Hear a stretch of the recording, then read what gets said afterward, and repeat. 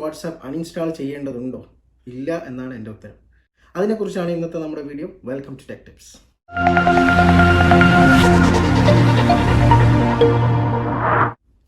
വാട്സാപ്പിൻ്റെ privacy policy update ചെയ്തു. ഇനി നമ്മൾ അയക്കുന്ന മെസ്സേജുകളെല്ലാം ഫേസ്ബുക്കിലും ലഭ്യമായി തുടങ്ങും എന്ന ഒരു വാർത്ത. 2-3 ദിവസമായി ഇത് മാത്രമാണ് വാട്സാപ്പിലും ഫേസ്ബുക്ക് തുറന്നാലും ന്യൂസ് പോർട്ടൽസ് തുറന്നാൽ എന്തിനേറെ 24 ചാനലിൽ ഇന്ന് 1 മണിക്കൂറിലധികം ചർച്ച നടന്നതും ഈ വാർത്തയെക്കുറിച്ചാണ്. എന്നാൽ നിങ്ങൾ വാട്സാപ്പ് അൺഇൻസ്റ്റാൾ ചെയ്യേണ്ടതുണ്ടോ?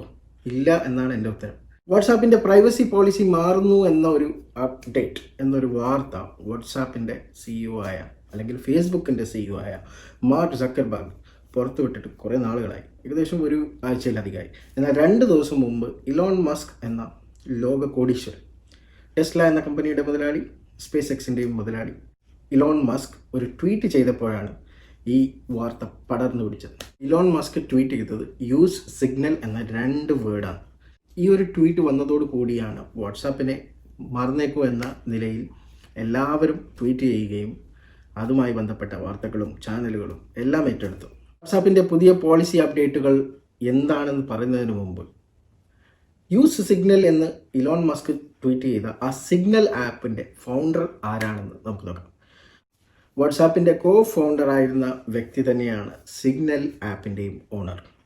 നിങ്ങളിപ്പോൾ വാട്സാപ്പ് ഉപേക്ഷിച്ച് സിഗ്നൽ ആപ്പിലോട്ട് മാറിയാൽ 1 വർഷം കഴിഞ്ഞ് ചിലപ്പോൾ സിഗ്നലും അവരുടെ പ്രൈവസി പോളിസി മാറ്റിയിട്ട് വാട്സാപ്പ് ഇപ്പോൾ ചെയ്തതുപോലെ ചെയ്തെന്നും വരാം.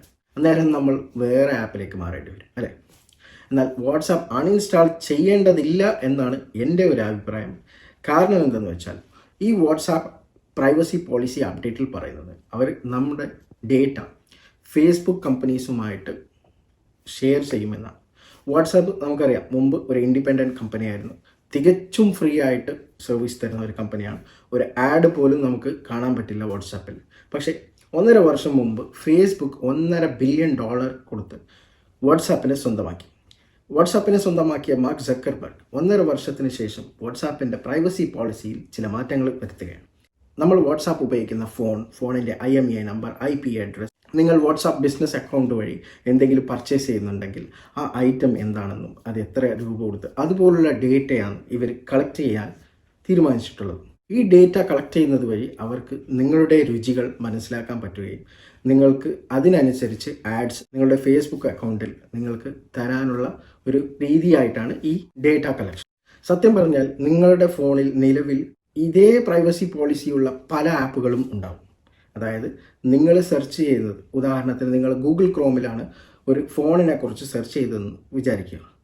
നിങ്ങൾക്ക് അതേ ദിവസമോ അല്ലെങ്കിൽ പിറ്റേ ദിവസമോ ആ ഫോണിൻ്റെ ആഡുകൾ നിങ്ങൾക്ക് പലയിടത്തും കാണാൻ പറ്റും. അതായത് ഗൂഗിൾ ക്രോമിലോ അല്ലെങ്കിൽ ഫേസ്ബുക്കിലോ ഇൻസ്റ്റാഗ്രാമിലോ എവിടെ പോയാലും നിങ്ങൾക്ക് ആ ഫോണിൻ്റെ ആഡുകൾ നിങ്ങൾക്ക് കാണാൻ പറ്റും.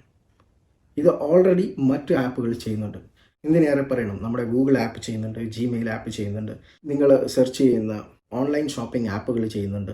എല്ലാ ആപ്പുകളും മിക്കതും നിങ്ങളുടെ സെർച്ച് ക്വയറീസ് അവർ കളക്ട് ചെയ്യുന്നുണ്ട്, എന്നിട്ട് അത് ഷെയർ ചെയ്യുന്നുണ്ട്. ഇത് ഓൾറെഡി സംഭവിച്ചു കൊണ്ടിരിക്കുന്ന ഒരു കാര്യമാണ്. എന്നാൽ ഇതുവരെ വാട്സാപ്പ് അങ്ങനത്തെ ഡേറ്റ ഷെയറിങ്ങുകൾ ചെയ്തിരുന്നില്ല. ഇപ്പോൾ മുതലാണ് വാട്സാപ്പ് അത് ഷെയർ ചെയ്യാൻ തുടങ്ങുന്നത്.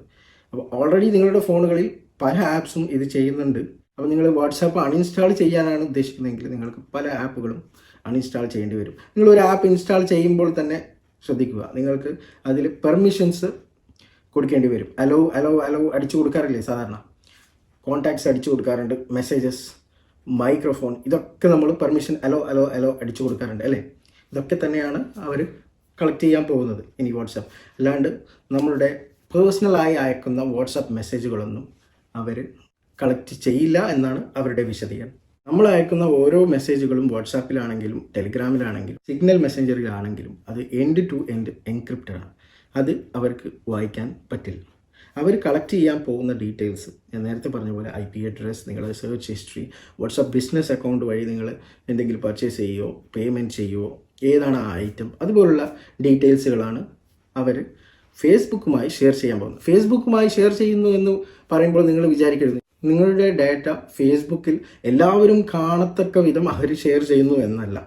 ഫേസ്ബുക്കിലോട്ട് അവർ ഇതേ സെർച്ച് ക്വയറീസ് അവർ അപ്ലോഡ് ചെയ്താൽ നിങ്ങൾക്ക് അതനുസരിച്ചുള്ള ആഡ്സ് വരാനുള്ള ഒരു സിമ്പിൾ സിസ്റ്റമാറ്റിക് ആയിട്ടുള്ള ഒരു അൽഗോരിതമാണ് ഇത്. അല്ലാണ്ട് നിങ്ങളുടെ ഒരു ഡേറ്റയും നഷ്ടപ്പെടാനോ മറ്റുള്ളവർ കാണാൻ പാടില്ലാത്ത ചാറ്റുകളെ അല്ലെങ്കിൽ ഫോട്ടോസ്, വീഡിയോസ് ഇതൊക്കെ മറ്റുള്ളവർ കാണുന്ന രീതിയിലുള്ള ഒരു ഡേറ്റ ഷെയറിങ് അല്ല ഇത്. പെട്ടെന്നൊരു ഡിസിഷൻ എടുത്ത് വാട്സാപ്പ് അൺഇൻസ്റ്റാൾ ചെയ്യാൻ പറ്റില്ല. വാട്സാപ്പ് ആരും അൺഇൻസ്റ്റാൾ ചെയ്യാൻ പോകുന്നില്ല, അതെനിക്ക് ഉറപ്പാണ്.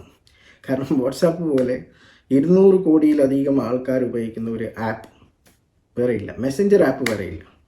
സോ എല്ലാവരും അൺഇൻസ്റ്റാൾ ചെയ്യാൻ പറയുന്നു, ഡിലീറ്റ് ചെയ്യാൻ പറയുന്നു, റിമൂവ് ചെയ്യാൻ പറയുന്നു. പക്ഷെ ഞാൻ പറയുന്നു അൺഇൻസ്റ്റാൾ ചെയ്യേണ്ട ആവശ്യമില്ല. നിങ്ങൾ അത്ര പേടിയാണെങ്കിൽ നിങ്ങൾ വാട്സാപ്പ് ഉപയോഗിച്ച് പേയ്മെൻറ്റ് ചെയ്യേണ്ട. വാട്സാപ്പ് ഉപയോഗിച്ച് വാട്സാപ്പ് ബിസിനസ് അക്കൗണ്ടിൽ നിന്ന് സാധനങ്ങൾ മേടിക്കേണ്ട. ഇനി അഥവാ നിങ്ങൾ എന്തെങ്കിലും പർച്ചേസ് ക്വയറി ആരുടെയെങ്കിലും അടുത്ത് നടത്തുന്നുണ്ടെങ്കിൽ അതുപോലുള്ള ലിങ്കുകൾ, നിങ്ങൾക്ക് ആഡ്സ് വേണ്ട എന്നുണ്ടെങ്കിൽ അതുപോലുള്ള ലിങ്കുകൾ ആർക്കും അയച്ചു കൊടുക്കണ്ട. ഇത്രയേ ഉള്ളൂ. ഇനി നിങ്ങളുടെ മൊബൈൽ ഫോൺ ഏതാണ്, IP അഡ്രസ്സ് ഏതാണ്, അതൊക്കെ കിട്ടിയിട്ട് അവർക്കൊന്നും ചെയ്യാനില്ല. ഇത്രയേ ഉള്ളൂ. നിങ്ങൾക്ക് വീഡിയോ ഇഷ്ടപ്പെട്ടിട്ടുണ്ടെങ്കിൽ വീഡിയോ ലൈക്ക് ചെയ്യുക, ഷെയർ ചെയ്യുക, സബ്സ്ക്രൈബ് ചെയ്തിട്ടില്ലെങ്കിൽ ചാനൽ സബ്സ്ക്രൈബ് ചെയ്യുക. Thanks for watching my video.